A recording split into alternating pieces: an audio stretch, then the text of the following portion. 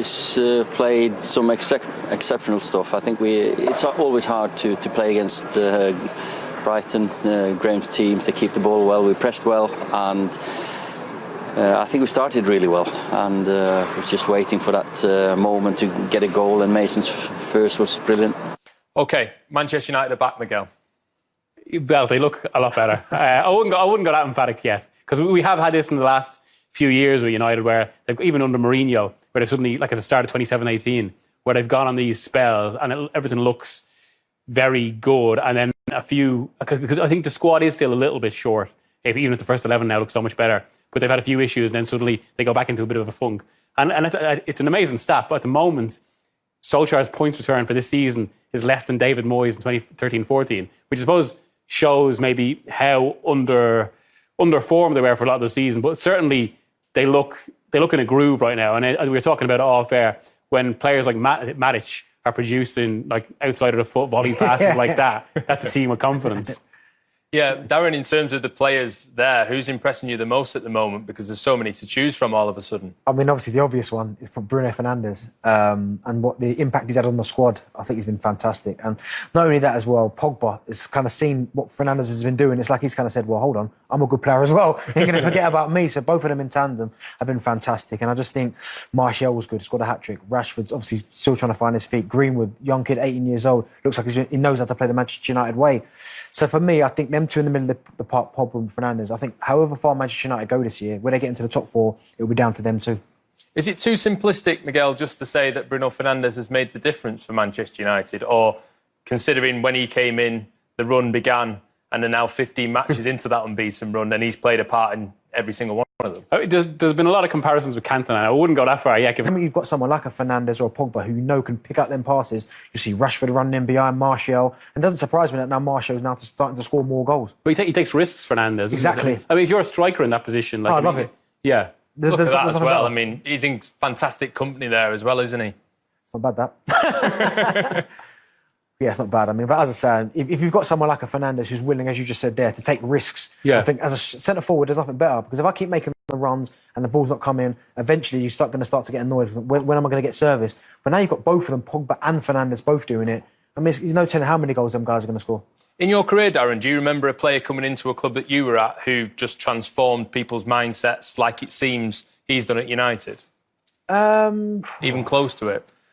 Not so much coming in, but not to that level. Do you know what I mean? There's players that have come in and have done very well, but the only one I can kind of remember that he was there when I got there, to be fair, but the kind of impact he had on the squad was Danny Murphy, because he was kind of similar to these type of guys, took risks all the time. Like Kerbishley would be putting his air out, keep the ball, but every time he'd be trying things, but it might not work all the time, but you know, one or twice it does work, we end up scoring from it. So there's no telling how much of an impact on a squad a player can come with a bit of creativity and who's willing to try things.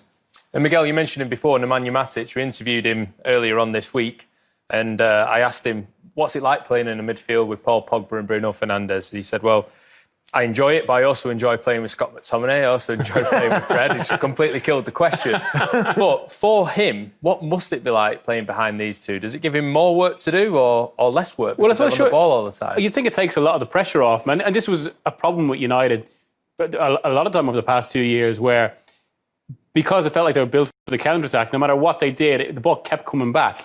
And I think that put a lot of onus on what was, you know, as Darren alluded to there, maybe quite a bit of a passive midfield, whereas now it's a completely different midfield. And in some ways, Matic's job is much more simpler, because it's essentially about just keeping things steady and providing the platform for two creators. To be fair, there's a lot more responsibility on him, because now he knows, where you said there, his job is simple, because he knows now, well, with them two guys flying everywhere, I've got to stay here. He's got to be the anchor. He can't go anywhere, because if he starts venturing forward as well, like maybe McTominay, because I don't think McTominay's position is a holder. I think he's a box-to-box midfielder.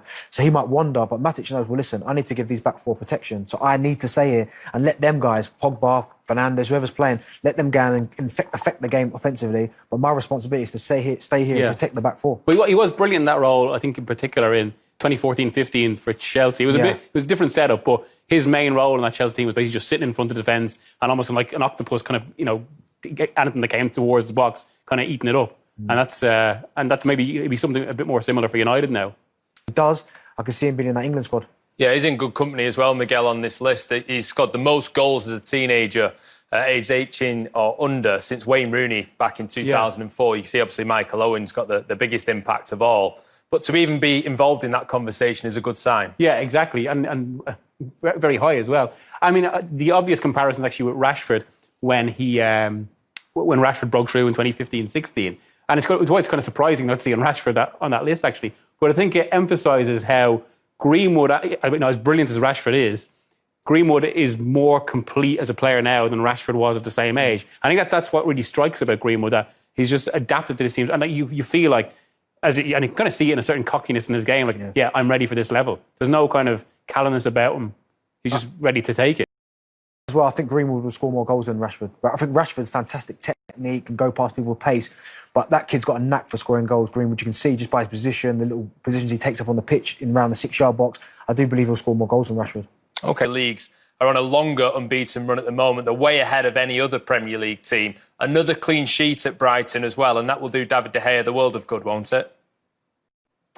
Yeah, obviously, De Gea has been a player that's struggled a bit in terms of some of the criticism he's copped this year, and he certainly hasn't been in career best form. So to notch a clean sheet will definitely help his confidence. The team's playing really well. I think that a major part of the clean sheets have really been our ability to control games and control possession, which the discussion you guys had about Bruno Fernandes really covers that. I think he's been the real catalyst for the turn in form, and he's been a real inspiration, I guess, to his teammates around him. And it's not just been about what he's been able to do, but he seems to get the best out of everyone on the park, and a real inspiration to the rest of the team. Matt, how confident are you about this team going forward? Because it's obviously been a bit of a back and forth season. I mean, it's not too long ago when there was still debate about whether Solskjaer was the right man for the job. Things were looking great around Christmas, and now it's all transformed. So, kind of taking all that in, how are you seeing things? Yeah, it's I guess given the last few years that we've had, you never want to get too far ahead of yourself, even though this is a really good stretch of results and performances as well. Not necessarily just the results, but the performances have been really good. I think it's a cautious optimism at the moment. I do think, with maybe that one more signing at left back to give us a bit more cover there, and maybe that Sancho signing, we'd be in a really good position to get into that title discussion next year. And I think, if Fernandes can keep up his form and continue to bring the best out of the likes of Pogba, the likes of Matic, and simplify his role as well, I think, we can be cautiously optimistic and hopefully get back into a title discussion. But we'll take it one step at a time and try and just sneak into that top 4 for now. Very wise of you, Matt. Thank you so much for joining us on Premier League Daily. Thanks for having me.